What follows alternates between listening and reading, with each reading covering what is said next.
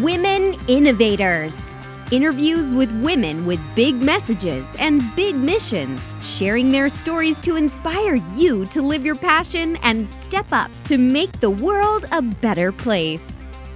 Here's your host, Tammy Patzer. This is Dr. Tamara Patzer, and I'm really excited because today I have Samantha Rambo with me. She has contributed to a book that's very near and dear to my heart, Alpha Queens Rising. And her chapter is called Meant for More, Wellness for Any Body. So that gives you a clue about what we're going to be having our conversation about. And I just want you to know that Samantha's her story, and you'll have to get the book and read it because her story is really interesting because she didn't start out to be the person that she is today and the person she is becoming.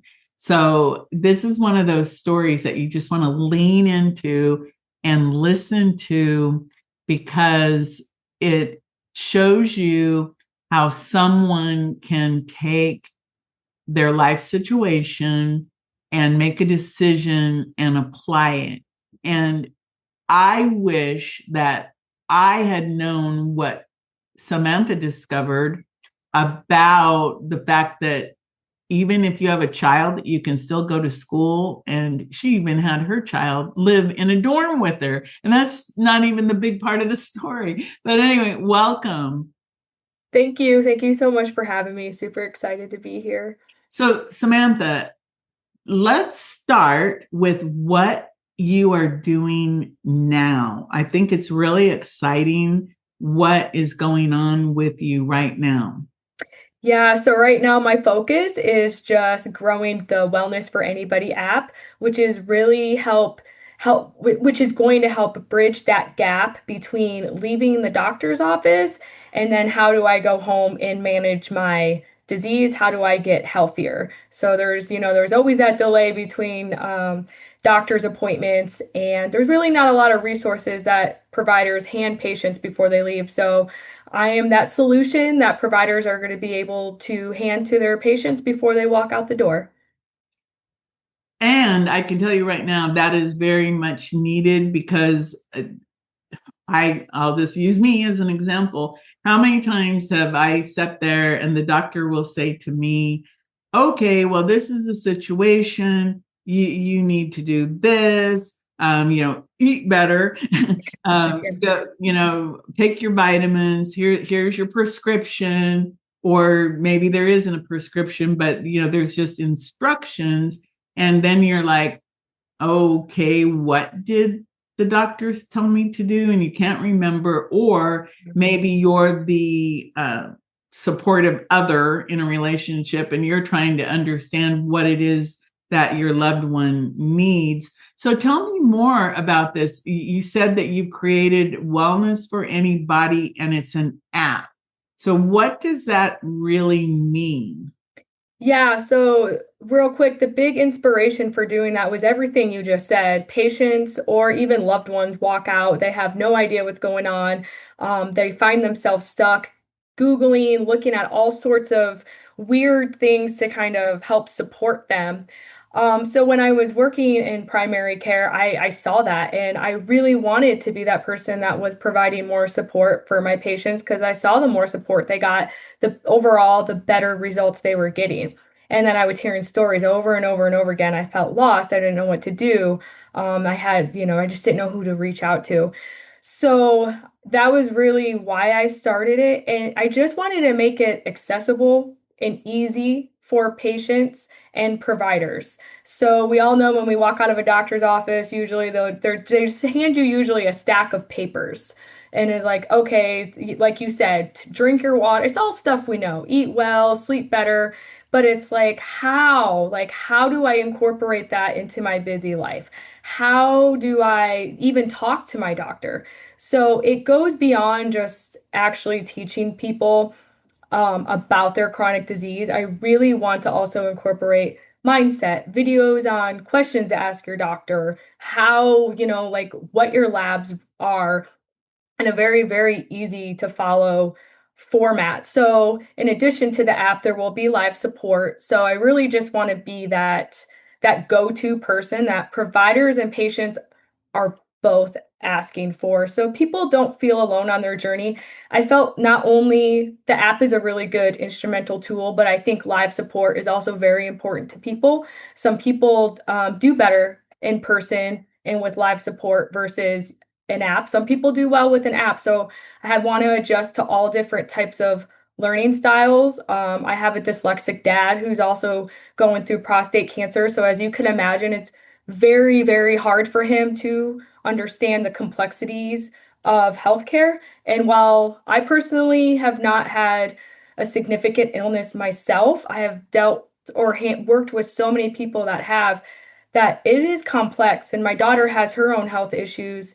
And sometimes I sit there and wonder if she would have fallen through the cracks had I not had the background that I have. And I don't want people falling through the cracks because the system's too hard to navigate, their disease is too hard to navigate, and just give up, because I know what it's like to live a healthy, productive, fulfilled life. And I wish that for everybody. Well, with that, let's go backwards a little bit, because obviously here you are, someone now with a medical background. You obviously have enough savvy to understand how to get an app made. And you have a big, big, giant mission to help people who really, really need it. And believe me, again, I know that this is something that people need, because anyone who's ever been to a doctor's office, they've experienced everything that you've just created something to solve. Let's go backwards in time. Where did this interest in medicine, in health, in helping people, protecting people? Like you said, you have a daughter. Where did all of this start? When I was younger, I always wanted to be a teacher. Actually, that was like my primary goal. Is I just felt like I had a lot to offer, and it's people need that extra support, which is why I'm a big believer in coaches myself. But anyways, life just kind of threw me through a loop when I was in my early 20s, and just felt that being a CNA, getting my CNA was the best choice at that time.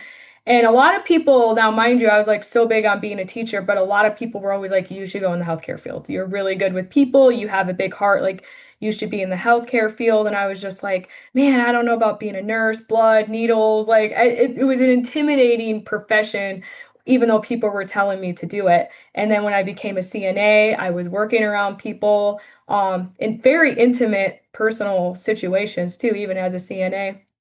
And I grew in love with it. And then just kind of wanted to continue to help people at a higher level. Like, the higher level you can get, the more decision power you have, and the more of a leadership role you have. So I knew people would take me more serious as a nurse than they would a CNA in regards to helping them coach through their health.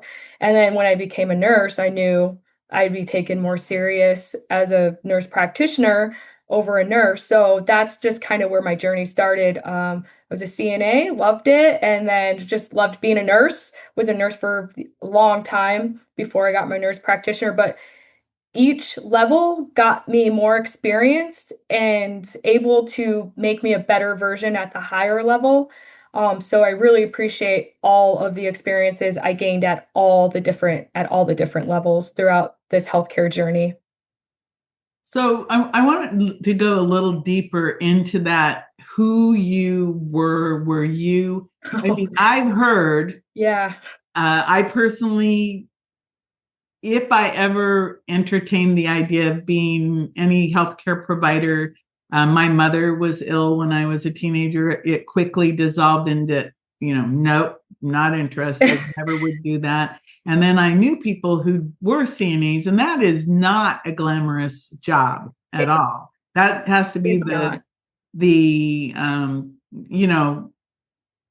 doing things that nobody else wants to do when it comes to caring for the basic bodily functions and things that people need help with. So you decided, whatever was going on, here's a journey, because the CNA, the training's fairly short, right? Yeah, yep. It was a month course. Yep. So it was a month course. At the time it was a decent paying job. I was a young mom, single mom, so I needed something that was decent. Didn't want to work. I had an overnight, needed to work overnight, didn't want to work at a gas station. So it was really just kind of a job out of necessity. And then it was just kind of like, well, I guess I'll give it a try. But like you said, it is not a glamorous job. I spent a significant amount of time in a nursing home, my first job, just going up and down the halls, changing people. That's all I did. And I always say, if you want to be a nurse, go be a CNA. Because if you don't want to be a CNA, there's probably no way you're going to be a good nurse. And I think what happened and what kept me going on my healthcare journey was really seeing the impact I had in people's lives, and hearing how I've impacted their life. And sometimes I didn't think I was, but then when you're told you are, you're like, oh wow. Or sometimes I would think I'm just doing my job, like what that you would expect a nurse to be, and they would be like, oh my God, you've been amazing, you've been great, you've been better than some of the other nurses I've had, and you're just like, it's interesting because sometimes I literally was just like, oh, I just thought I was just doing my thank you. I appreciate that. But sometimes when you think you're just doing your job and people are telling you you're really good at it, then you know you're good at it, I think. Because then it really wasn't like I didn't have to think hard to do it. I just wanted to do it, I guess, if that makes sense. I think the part that you probably didn't recognize is in doing that job, you were helping those people retain their dignity. Yes. And Yeah, that is yes. an invisible thing. Yeah, and thank you for saying that because that is huge, and that is one thing I was big on as a nurse. I did not. You can ask my mom. My mom used to work with me. I did not mess around with people making jokes or just doing off the wall things or it's these are very vulnerable moments for people. Especially in the hospital, which where I spent a lot of my time as a nurse. It's very vulnerable. So I used to take that, or still do, take that very, very serious. You're going to see people in the worst of worst situations, and it's incredible to see people in the worst of worst situations and come out just big and strong. Like you see it in the hospital, you see it in the clinic, and it's just like, wow, like in 3 months in a rehab, you went from I didn't know you were going to actually make it out the door stories to they're up and walking around to even in the clinic where people are coming in with really bad diabetes, really bad symptoms, and then 6 months they just turn it around. It's incredible that to be a part of that journey too and see Yeah, part that. of the recovery journey. So you, like I said, you did something that I thought, wow, if I had known that that was even a possibility, I could have done something like that. You actually somehow decided to go to school and you had a child. How in the world did you find a program where you could actually live in a dorm and have your child with you? I didn't even know that was a possibility. The funniest thing is, it must have been fate because I didn't know that that was available when I enrolled into the school that I did. I literally was just like, okay, I want to be a nurse. And I'm one of those people that are very like, if I decide something, it's quick action. Like, it's like, I'm not going to sit around. If I'm firmly in a belief that I'm going to do something, what do I need to do to get there? So it was very like, okay, I want to do this. I want to be a nurse. How do I go to school? I Googled College of St. Mary, came up. Fortunately, it was like it was in summertime. So luckily I had just made it into the program before the deadline, but went in, took their test, scored high enough to get into the program pretty much right away, which was good. But then it was funny because then 2 months later is when I found out that they had this dorm available. Now, mind you, sometimes I make decisions without really thinking through some of the consequences. Like it's like sometimes it's a good thing, sometimes it's a bad thing. So it's like okay, I have this apartment, I'm working as a CNA, and then all of a sudden it's like, oh shoot, I got this school schedule. I got this. How am I going to do this? How am I going to keep working, take care of Anne, and go to school? Luckily, 2 months later, some people, after talking to people and they found out I had a kid, found out they had the dorm living situation, looked into it, and then I just left my apartment. You guys, I left everything. Like, when people are always like, "Hey, why would people leave all of their stuff in their apartment?" That's what I did. I left it all. I left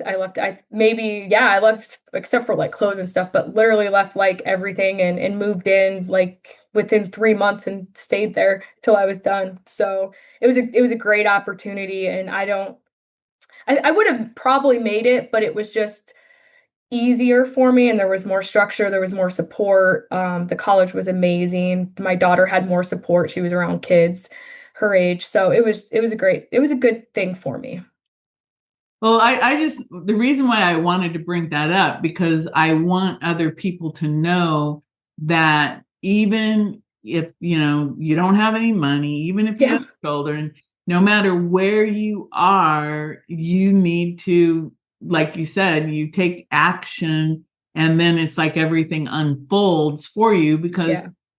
I think about that, and I would never have ever dreamed that if I had a child, that I would even be able to live in a dorm situation like that. And I don't know why, because I know that they have student housing and everything at different universities, but I guess maybe I never saw it like a dorm situation. I know they have like off-campus apartments and things, Oh yeah. but I didn't ever think about it in that way. But I just think that just proves that if you want to do it, there is a path, and you represent that path. And then the same thing with helping people. You've created this recovery path for people who maybe they don't have any advocates for Yeah. them. It's like you become this advocate in an app, right? Right. Yeah. And they can get these questions answered. And like you said, you have the live support. And it's funny because when you first said live support, I heard life support. Oh, well, life support too. But it matches. Yeah. It matches. And so I thought, oh, wow, I misheard it, but it still makes perfect sense. Live, like you're going to be there. Explain that component of this program that you have, because I think that human connection could be the big secret of why your app is so successful, is because of that human connection. Yeah, I hope so. That is my ultimate goal. So prior to this, I did have a lot of weight loss clients, and my big focus was weight loss. And so we used to do weekly Zoom meetings, and it was fun. We had an app for that too, for the weight loss. The women absolutely loved the meetings. We were getting really good feedback. They were able to come, ask questions, and just feel supported. And now, mind you, what I like about today's technology is it's instant, and nobody needs to spend extra time traveling to get somewhere. So I decided to do the live Zoom. So initially, at first, because I'm only one person right now, is we're going to do once a week, 3 hours. It's going to be on a Tuesday, so it's going to just be open. So you can hop in, hop out. That's it. I'm planning on maybe offering a few classes throughout the week, about an hour, half hour long or whatever. But just that time to where maybe you just were diagnosed with something that day and you have a question, or maybe you have just questions on your medication list, or you watched a video and have questions. I think with that support though, it just gives them like an extra person to bounce ideas off of too, and just feel validated, like, okay, I'm not alone. And it's just like with any journey, health journey, if people feel alone, they feel overwhelmed, they feel like they can't do it, they're not going to. But if somebody has someone in their corner rooting for them, someone that they know they can trust, they can confide in, I think they have a higher possibility of showing up. Now, I have patients that it took a little while for them to kind of make some changes, but I think one thing feedback that I always got in the clinic was like, you never gave up on me. You were always there, even though I was like screwing up.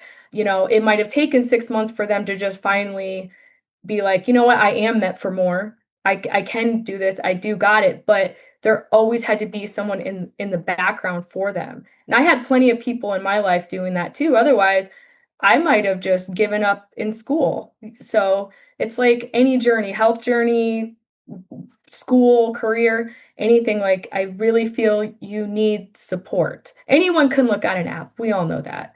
But like the same reason why I work with Carissa, like I am a huge believer in coaches because they're the support. It's literally support.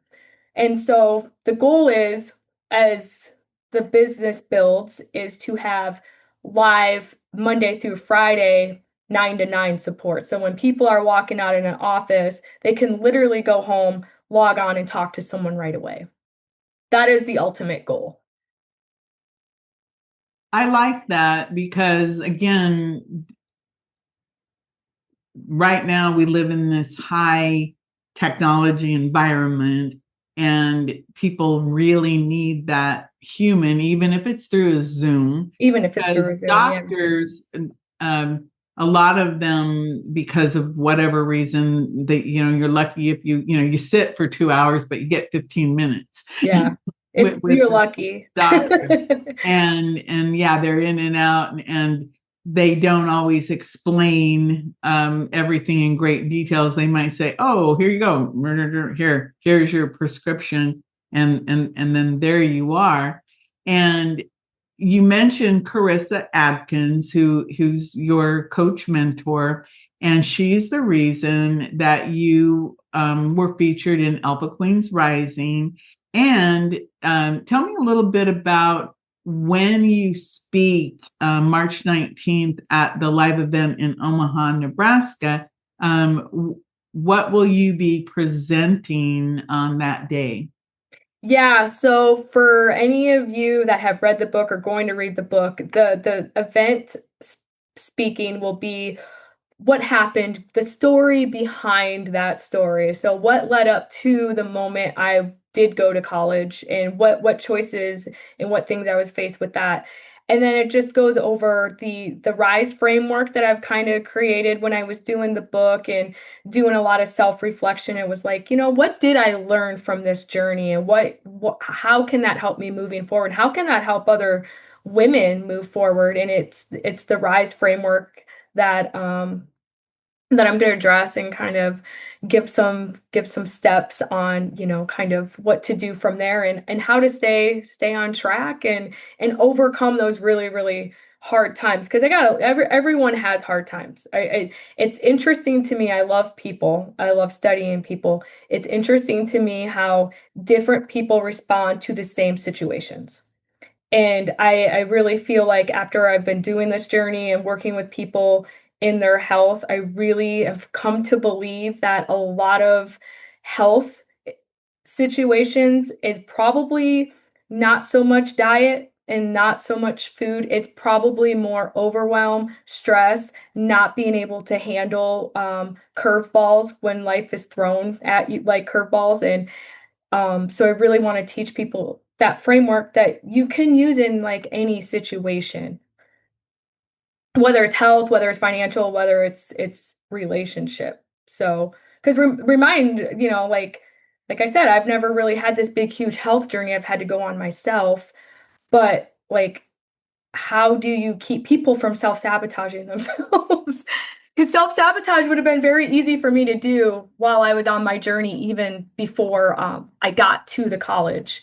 There could have been two paths. And there's always two paths, but you know that. Or yeah, or even more than that. But generally, you do come to a Y in the road. Always. And you have to, determine which path to take. And you take one, and there you go. Yeah. You're on the journey. So go ahead. Oh, I was just going to say, and people need to remember that's always going to be life. Just because you picked this journey doesn't mean there's not going to be, and it sounds like the best and it's a great journey, doesn't mean there's not going to be another crossroads. Doesn't mean you're not going to be like hit with all these surprises that you just were not, some good, some bad. And I think people need to just remember how to stay on track. Because one little incident can destroy people. It could destroy progress, whether it's business, whether it's health. Like we all know, people could be on a really good health journey, everything's great, and then all of a sudden something comes and knocks them down on their butt. They stay down for way too long, and then they're back right where we started. I think we need to shorten that, always shorten that. Like, yeah, it's okay to get knocked down sometimes. Just don't stay down. Just don't stay down. Well, I think that's the perfect place for us to wrap it up. And it's so interesting to me because not only are you a perfect representative of Alpha Queens Rising, but you're also very reflective of the journey of becoming, because no matter where we are in our journey, we become. Yeah. But we're always growing, we're always expanding, we're always becoming. So that's a really perfect, you're that person who represents that. So everyone, Alpha Queens Rising is available on Amazon. Alpha Queens Rise live event is March 19th, and Samantha Rambo will be one of the speakers. So if you can make it to Omaha, Nebraska, check that out. Definitely read the book, every chapter, every person who contributed. Their story is just phenomenal. And of course, make sure that you find out how to get this app, because this is a game changer. This is for anybody, wellness for anybody. Think about it. If you have somebody who can explain to you, what the heck did the doctor tell you? Or how do I talk to my doctor to get straight answers? Or that personal one-on-one, or the open office hours where you can go say, what does this mean? I mean, how many times have you gotten instructions and you, number one, you don't even know, well, why did they choose this method over this method? Yeah. Is there another way? Maybe I should look at something different, or, oh, I'm facing surgery. What should I do on this journey to prepare? Or is surgery the only way to deal with this? Sometimes the answer is yes. Sometimes the answer is no, you could try this first. I mean, there's so many directions with health, but I firmly believe that we all need to be our own health advocate. But if you can get that support system, like what you're offering, Samantha, I think, whoa, how cool is that? And what's great is we really want to focus on providing it to the providers, who then will turn around and provide it to their patients. So I'm really hoping to provide enough support to providers as well, to where they feel this product is what their office needs. So then it's free to patients. And I think that that's super important too, because, everyone's accessibility is a little bit different. And I think, doctors just, and any provider actually, they can share that with people. There will be a opportunity to personally buy the app for doctors who may not offer it, or they want it on their own. But ultimately, in 5 to 10 years, I just really want so many doctors to see the value of this and so many lives to be changed, that's where people are able to get that from, is personally from their providers. Yeah, I think that is definitely the way to go, because then the provider has a tool that they can say, here you go. This will, help you to understand everything that we've discussed today and give you the support system. And then the doctor, it almost closes that the conversation, a perfect way. So the doctor now is talking as a patient educator, helping them. And here's a tool that you can use so that you can understand things more clearly. I think you're absolutely right that wellness for anybody is that missing link that doctors probably are just, or doctors, providers are craving so that they can provide better care, because isn't that why they're in the medical profession? They're trying. They want to help patients feel better. They want to help people, on the recovery path. They want patients to feel confident in the decision-making process. Yes, so, and this will just be that support to help them get there, because they are very overwhelmed. So I just remind people that. Yes, I see that, and I know I work with doctors also, and I know their main thing is I want to help people. Yep. It might not seem help people. Yeah, and thank you, and I know we're going to wrap up real quick, but thank you for saying that, because as a provider myself, like, people have got to remember, providers didn't go into this to make people wait in a waiting room for 2 hours or only talk to them for 10 minutes about their condition and make them feel scared or nervous when they walk out of the door. They invested their time, their money, their everything they've had into helping people, and I really hope that providers, offices that work for me really see how it can strengthen that relationship even between the provider and the patient, where the patient's coming back with better results, with a better understanding of what they're saying. And it can I'm hoping to strengthen that relationship, and we can start to rebuild some of that trust between providers and patients that we're losing because the healthcare system is so broken right now. It's how I want to end that. Well, again, everyone, Samantha Rambo, Wellness for Anybody. Read about Samantha and everything she's doing now, and get the rest of the story in Alpha Queens Rising. If you can go to the Alpha Queens Rise event in Omaha, Nebraska, March 19th, 2026, you go get the information. I'll provide it in the show notes. And again, Samantha, thank you so much. Thank you. Beautiful story and beautiful, the mission. Oh my goodness, it is needed. People need this. So thank you. Yes, thank you for having me. Everyone, this is Dr. Tamara Patzer. We'll talk to you soon. You've been listening to Women Innovators with Tammy Patzer. To learn more, please go to womeninnovatorsradio.com. And please do subscribe and share to spread the big messages and big missions to change the world.